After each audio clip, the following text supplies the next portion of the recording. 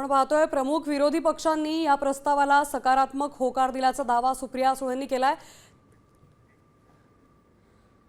आपल्यासोबत काँग्रेसचे प्रवक्ते अतुल लोंढे आहेत। अतुलजी, आता सुप्रिया सुळेंनी स्वतः दावा केलाय की मतदारसंघ पुनर्रचनेला पवारांच्या राष्ट्रवादीचा पाठिंबा असणार आहे। तुमच्याकडे काय माहिती आहे, तुमची काय प्रतिक्रिया यावर? प्रेझेंट फॉर्म मध्ये जे बिल आहे त्या बिलाला आमचा पूर्ण विरोध आहे, कारण त्याच्यानी उत्तर दक्षिण अशी दरी निर्माण होणार आहे। तर या बिलाला सपोर्ट करण्याचा कालही प्रश्न होता, अजूनही उद्या राहणार नाही। काँग्रेसचा त्याला सक्त विरोध आहे। दावा केलाय असा की सगळेच विरोधी पक्ष ते याच्या बाजूनेच असणार आहेत असा? नाही, अजिबात नाही। त्यांनी काय म्हटलं?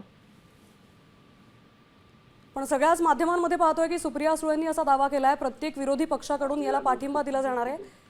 तर यावर तुमची प्रतिक्रिया काय? अजिबात नाही। या या ज्या फॉर्म मध्ये आज बिल आहे त्या त्या बिलाला आमचा विरोध आहे, सक्त विरोध आहे आमचा। धन्यवाद आपण दिलेल्या प्रतिक्रियेबद्दल अतुलजी। आपण पाहिलं अतुल लोंढे यांनी या सगळ्या दाव्याचा सपशेल नकार दिलेला आहे। काँग्रेसचा या विधेयकाला पाठिंबा नसल्याचं त्यांनी म्हटलंय।